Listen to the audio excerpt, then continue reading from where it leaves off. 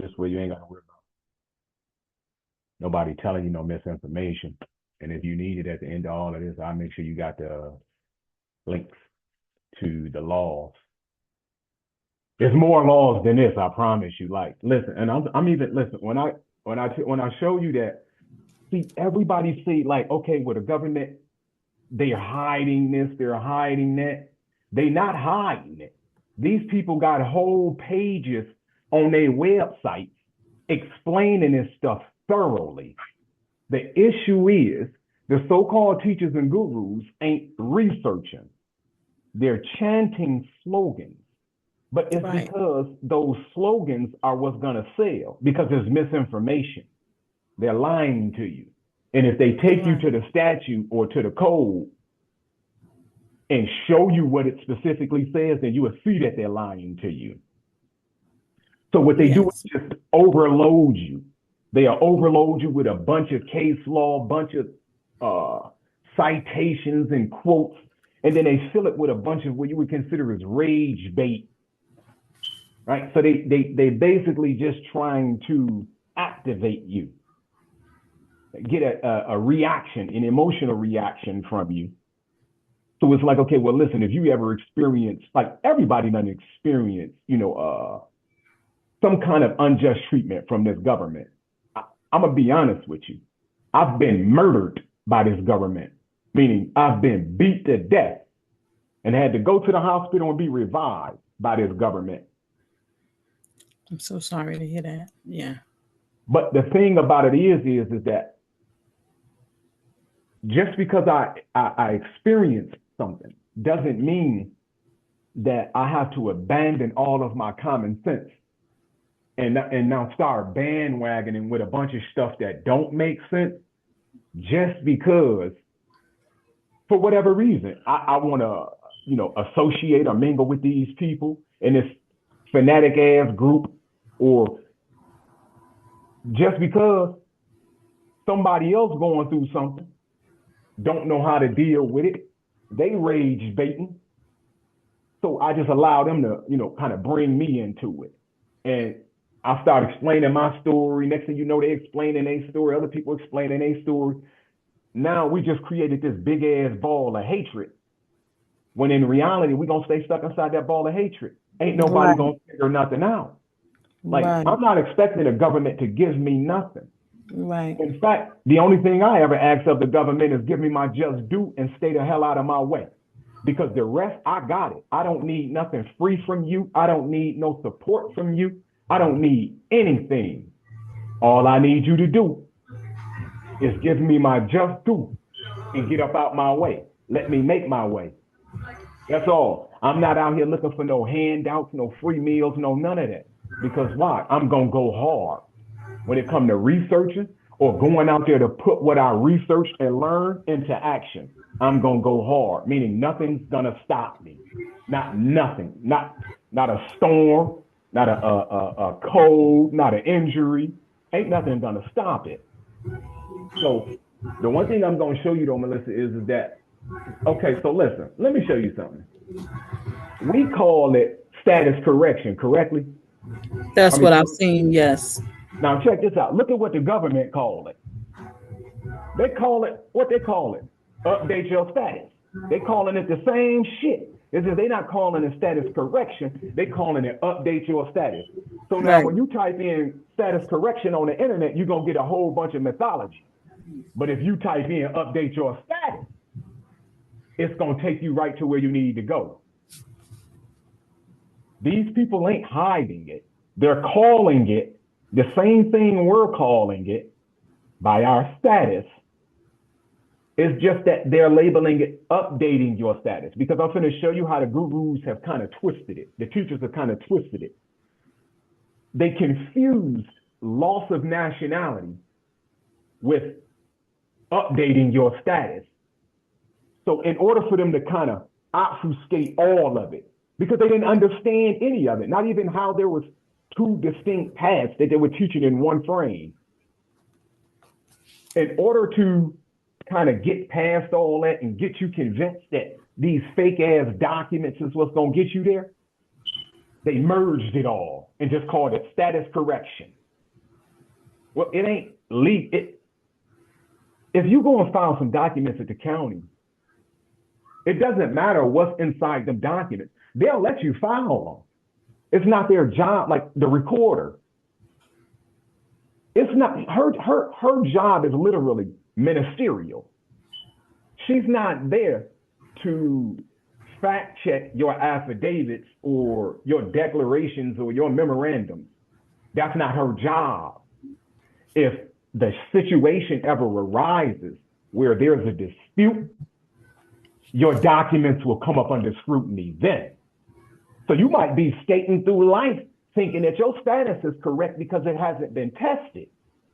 But this is what I'm showing people. If you haven't received a specific update to the legend on your card, a specific update from the Social Security Administration or the Internal Revenue Service, and the Internal Revenue Service is going to make you update it through the Social Security Administration first, because that's where they're going to get all the information from, the Social Security Administration. This is the reason I show people that you got to start with Social Security Administration, because everybody you deal with beyond that, they're pulling their data from the Social Security Administration. Unless you already dealt with them in the past, then they'll have a file on you already, a record on you already in their system. So everything that's already added to that record, that's how they're going to interact with you, or that's how they're going to treat you. And if you say, well, no, this is not my status, I'm not a U.S. citizen or anything like that, they're going to start looking for all of the evidence, not your fake documents.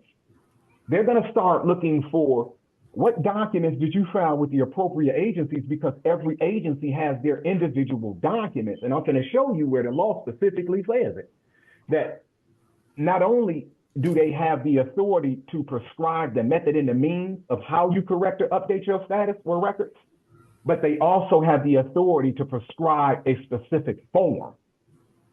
So all I'm saying is that all of this stuff has been here. It's not new. It's just after all these years, after all of these fake gurus, not one person has come forward and just said, man, listen, you don't need all of that crap. Now, I'll be honest, the only reason I haven't did it is because I haven't been doing videos. I've been real busy. Like, I literally help a lot of people, thousands of people in real life. So I don't really be having time to get on and do videos. It's a dream to me when I got so many other things to do.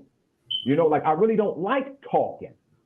I like just handling business. So, but in a situation like this, I gotta show y'all the truth, like, so that you won't be lost. Can't nobody scam you or trick you, and you won't be out here. Because I'm gonna tell you something, I watched a lot of people go to jail, and they had real good defenses lined up for them. I watched people lose their houses. They had real good defenses. I got a friend right now. I showed him, he's dealing with the IRS. I showed him everything he needed to do. But guess what? He's too afraid, because the gurus have convinced him that if he do it that way, he's submitting himself to their jurisdiction. Well, my friend ignored all of the information I gave him. He took the guru's information. Let's just say right now, life for him is not okay. Like, it's just not okay, because the Internal Revenue Service is turning that man's life upside down. They showing him that all them fake ass documents that you sent in, not only did we not consider them, we threw them away. Like, we trashed them. They were trash. We didn't have to keep them. There's no law saying we got to file this junk in our system. We can throw this crap in the garbage, and there's nothing you can do about it. Not nothing. So here's what they say. If you go to right here, 422.110, and this is 20 CFR section 422.110, individuals request for a change in record. I'm gonna make sure you got all these links though, Melissa, because there's a few more links I'm gonna give you that I probably won't have time to go through, that you will also still be able to sit and read yourself and be like, oh my God, this dude ain't lying. The government spelt this shit out so crystal clear. The problem is that most people trying to jump into a status that they don't even qualify for. So they send all this paperwork to the government, they get shot down, and instead of the guru just admitting his paperwork failed, he just send you off on down the rabbit hole. No, they denying your rights. They gotta file and accept your paperwork. An affidavit, unrebutted affidavit becomes truth in law. First and foremost, man, any affidavit that's just, I don't care if you notarize it and file it, it don't just become truth in law. That affidavit has to consist of legally factual claims. I mean, it has to be substantiated by a factual basis. You can't just put a bunch of crazy stuff in an affidavit and say, well, that's law now. If you could, everybody would be doing it. Out of 300 million people in America, can you imagine where we would be at right now if all we had to do was file an affidavit and whatever we say is law? Then that means everywhere I go, y'all owe me money. I guarantee you, anybody I see your name, you owe me money. And guess how much you owe me? $1 million minimum, because I'm gonna go write an affidavit up and I'm gonna go file it saying you owe me that. So now just ask yourself, what judge in the world gonna sit there and enforce that? Not one.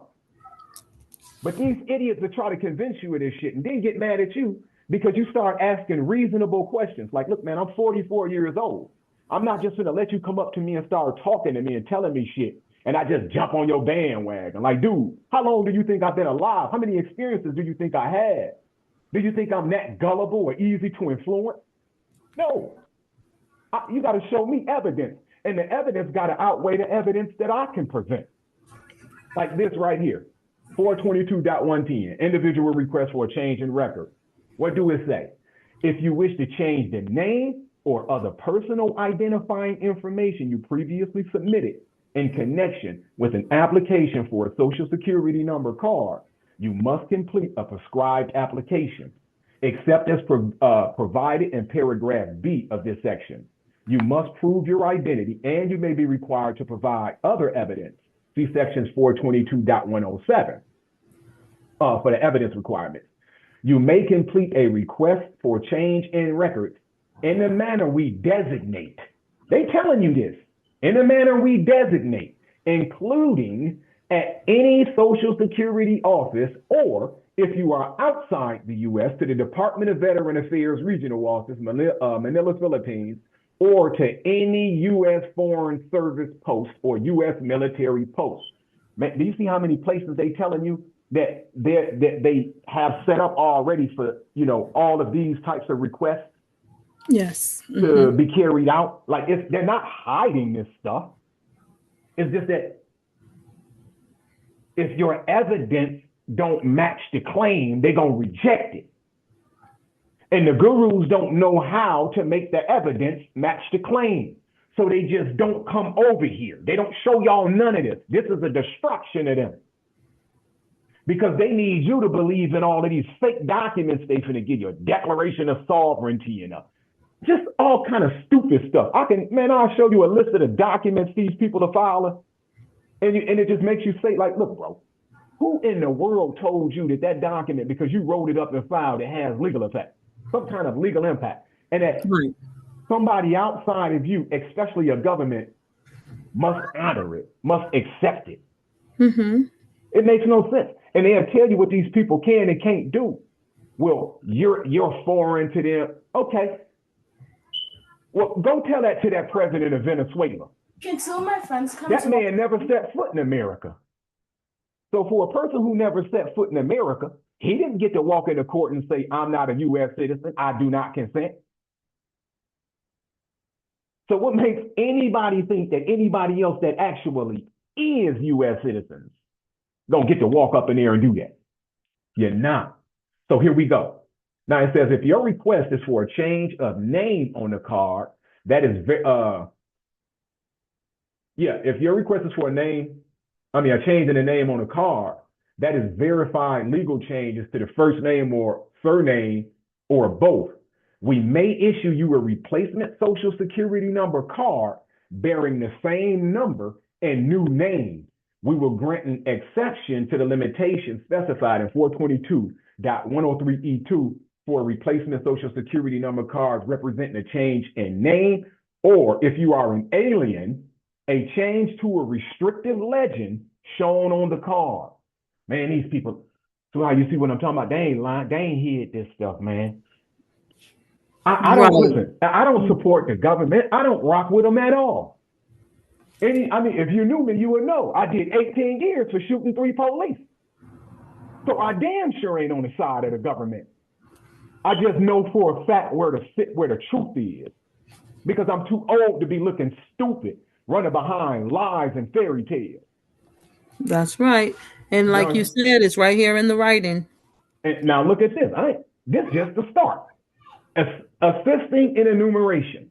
It says, we may enter into an agreement with officials of the Department of State and the Department of Homeland Security to assist us by collecting, as part of the immigration process, information to change the name or other personal identifying information you previously submitted in connection with an application or request for Social Security number card.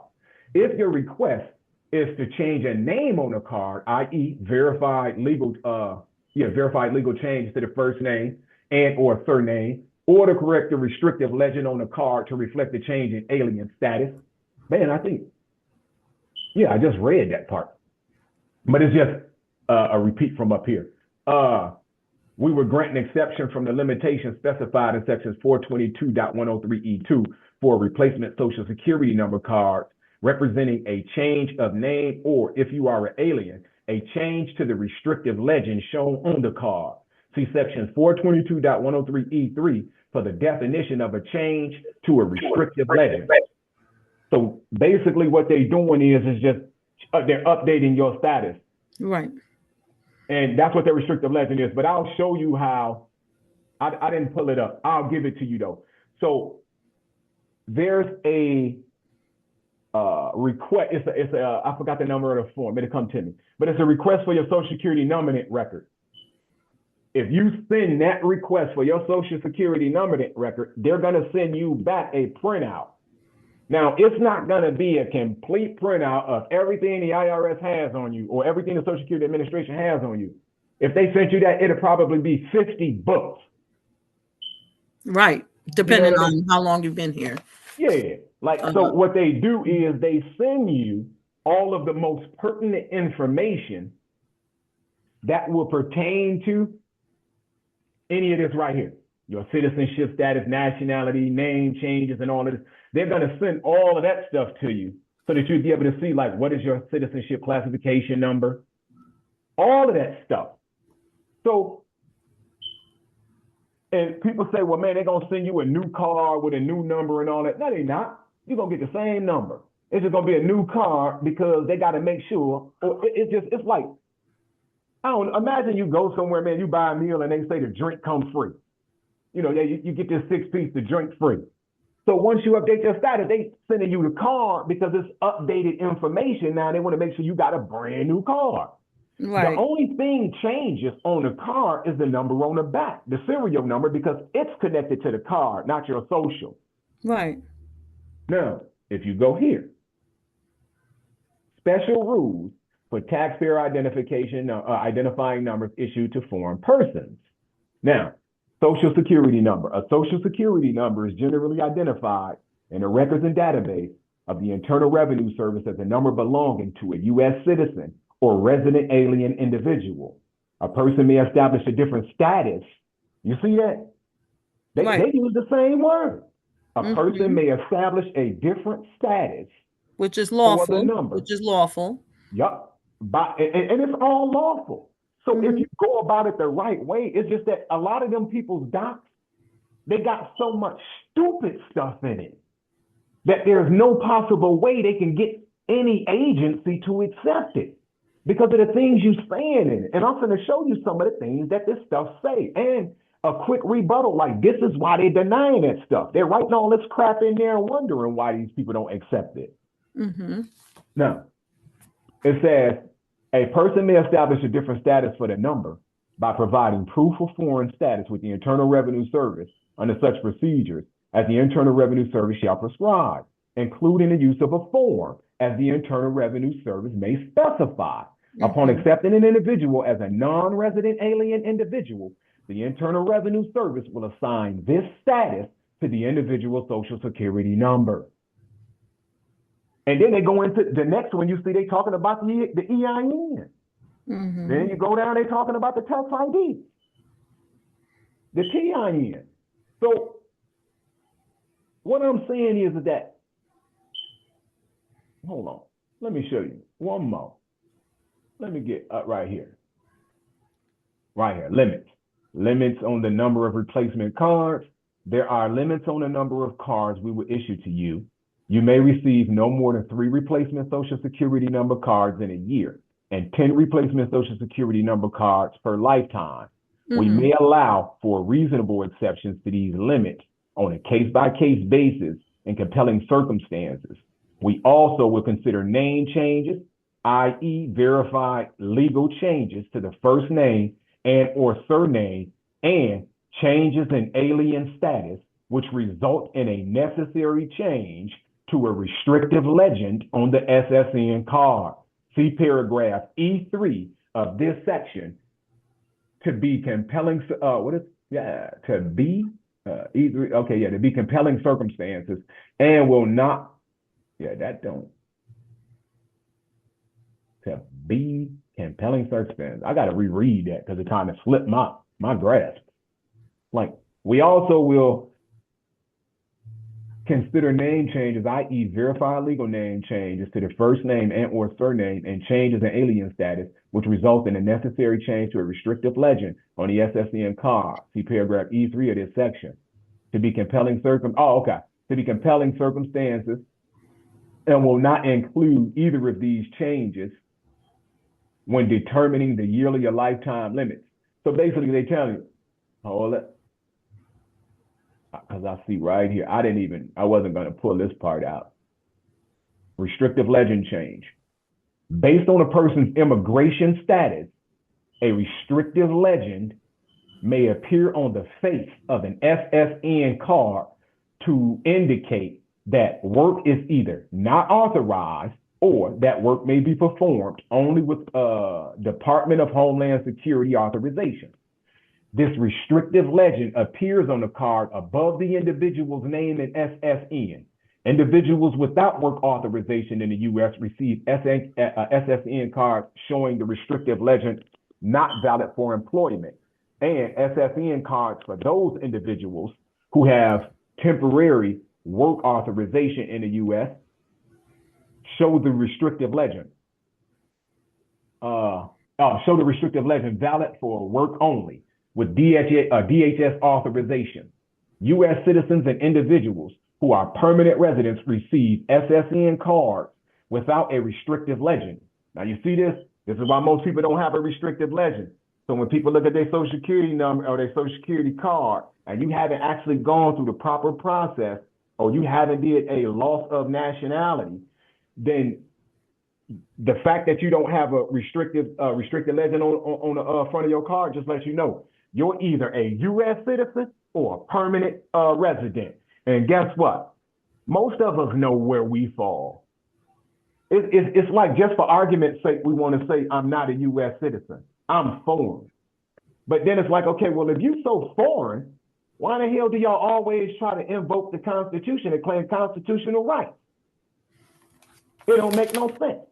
I ain't never seen somebody in China, Russia, Brazil, Australia, England, nowhere try to invoke the constitutional rights in America to deal with something that ain't got nothing to do with them. These people are just nuts. And when you start asking like legitimate questions, they just continue to move the goalposts. It's like, you done rebutted this, you done exposed that part, now they're moving the goalposts, throwing more at you. So you never really get to settle down, with and have a legitimate conversation with any of them, man, because they don't look at it like you challenging their ideas. They looking at it like you challenging their identity.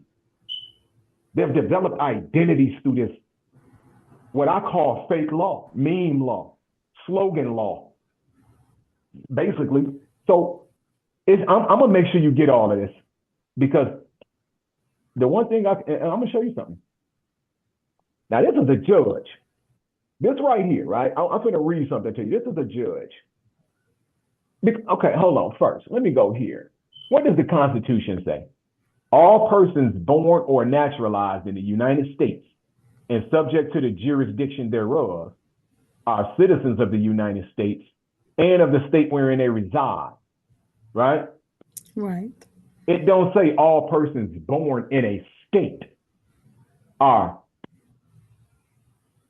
or naturalized in a state and subject to the jurisdiction thereof are citizens of the United States. It don't say that. It says all persons born and naturalized in the United States are subject to the jurisdiction thereof are citizens of the United States and of the state wherein they reside. So they're letting you know United States citizenship it trumps state citizenship. It's dominant over state citizenship. So state citizenship automatically takes a back seat to the United States citizenship, to U.S. citizenship. And that's the reason they have what is called the Supremacy Clause. That's what the Supremacy Clause is about. The United States federal government has supreme authority to regulate. They think it's just commerce. They don't just have the authority to regulate commerce. They have broad authority. It's just that when we say stupid things like, we have a government of limited and delegated authority. That don't mean it ain't broad. I can sit here and tell you I got a little bit of money on me and have $1 million in a book bag. Mm-hmm. So, which in some cases is true. In some cases, what is the slope? One of the other things is to own nothing and control everything. So that could be the case. Yes. Mm-hmm. That's what was his name? I think Nathan Rothschild. I think said that. Don't quote me. It was a Rothschild. I can't remember which one it is. Yeah, it has a pretty variable history of I'm learning along the way. Mm-hmm. Yeah. Now go here. What is 28 USC section 3002 definitions? Now I want you to see this because this is the code that everybody brings up. Right. First of all, what do you see up here? U.S. Code Title 28, Part 6, Chapter 176, Subchapter A. Now, go down here. No, first, when you start reading, what is the first word you see? I want you to read that off. Let's see if I can make it out. As used in this chapter. Bam. Now, as used in this chapter, that means everything that follows those words only apply to this chapter and nowhere else throughout the code. It means specifically that it only applies to this chapter and that this definition cannot be applied anywhere else throughout the code because that specific code will have its own definition for the word as it's being used in that code, how it pertains to the what's being covered under that law. And I'm going to show you. And this is why I'm going to, it's as used in this chapter. If you go down to 15A, what do it say? The United States means A federal corporation, B, an agency, department, commission, board, or other entity of the United States, or C, an instrumentality of the United States. Do you see how many different organizations and agencies they just listed? They didn't say nothing about just a corporation. People stop at that first one because they're trying to curate a narrative. They leave all of that stuff out. When this stuff is important for people to know, man, if somebody's dealing with this to a point to where they want to learn it, that means they need to know it. They need to know all of it, not just that one little part, because they're saying that for purposes of Chapter 176, which is the debt the Debt Collection Procedures Act. That's what this is. Yeah, the Debt Collection Procedures Act. So that's what that definition is actually applying to, specifically for purposes of Chapter 176. And right. I'm going to show you something else. When they go off into this crazy, a person means a corporation, I'm going to prove to you it don't. This is the Dictionary Act, 1 U.S.C. 1. This is where Congress defines broad terms. And what does it say? The words person and whoever, showing you that those two words are interchangeable. Person and whoever. So if you're ever looking at a document and you see the words whoever or whomever, something like that, it also means the same thing as person. But there is not saying that it's a corporation. The first word after whoever, what do you see? Include. Now, if it says include, that doesn't mean only means, does it? Right. Include doesn't even mean means. I'll even show you where Congress has taken specific measurements to define the difference between the definition and meaning of the word include and mean. Like they define them specifically for this purpose. So now it says includes corporations, companies, associations, firms, partnerships, societies, and joint stock companies, as well as individuals. So when people say individuals mean individual is a corporation, right? Person means corporation. First of all, person is a broad term. All of these, classifications, they fall under the broad term person, meaning all of these entities for, purposes of, for legal purposes, qualify as a person under the law because they can sue and be sued. They can hold, own, buy property and stuff like that. That's why. And they can have a domicile. That's why, because they can literally have a domicile or a residence. So they're classified as persons, different types of persons. Now, how do you know person don't mean corporation? Because at the end, they specifically said as well as individual. And I'm going to prove to you that this cannot be the same thing. They can't be. Here's why. There's a canon against surplusage. Do you know what surplusage means? And I ain't challenging you, Melissa. I'm giving it to you in a raw. So when I talk to you like that, don't think I'm coming at you, G. I'm not. Yes. I just speak with a little bit of force. I don't be meaning to harm nobody by it. It's well received, brother. It's well received. I appreciate you guys. I really do. Now let's see this canon against surplusage. Definition in key cases. The canon against surplusage requires every word in a statute or contract to carry independent meaning. Oh my goodness. See, I ain't even got to go through the rest of it. I ain't even literally got to read this. The canon against surplusage is a rule of statutory interpretation that instructs courts to treat every word in a statute as meaningful. If a judge can read a law so that each term does independent work, that reading wins over one that would make any word redundant. So now, if person meant corporation, then saying individual would be redundant, wouldn't it? Because it's the same thing, corporation, individual in person. They all equal corporation.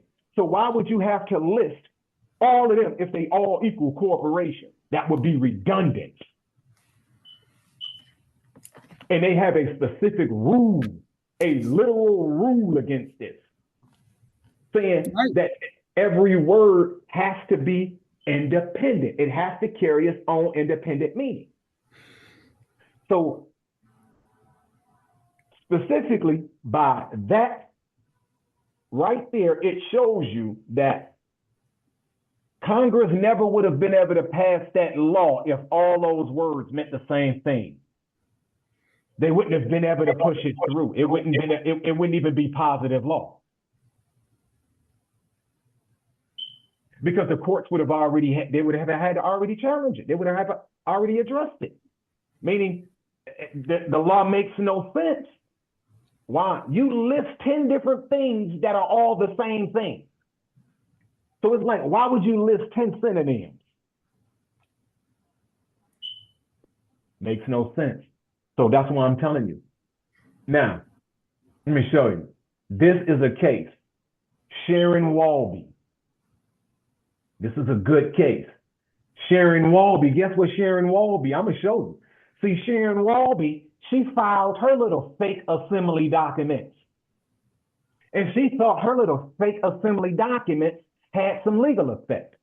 But the courts explained to her they don't. Because why? I'm finna show you. Walby, right here. Why not? Because Walby could not establish a loss of U.S. nationality. Remember, I told you, these people they're confusing it all. They created this idea is just status correction. But loss of nationality and updating your status are two different things. You can't say you're not a U.S. citizen anymore if you haven't went through the process of loss of nationality.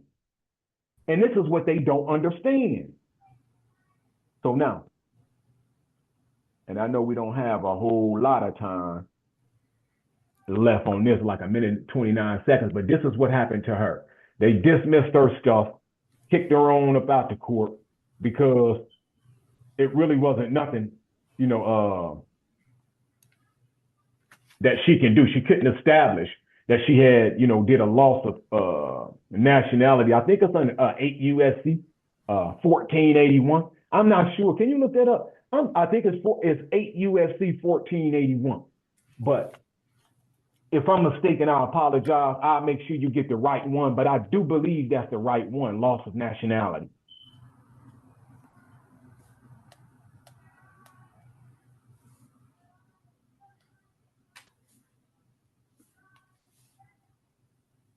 I'm also make sure you get this, because here go another one. This is a prime example right here, where the court specifically told this dude. They said, man, listen. They said and I got 1 minute. It says on the basis of his misguided views about voluntary compliance and who is subject to the tax, the author takes issue with the form W-9. I'm gonna skip down to here so I can catch it for you. Now it says, they saying all this crazy stuff. It says, but the author has it backwards. One cannot be a citizen of a state without also being a citizen of the United States. Indeed, United States citizenship, or citizenship of the United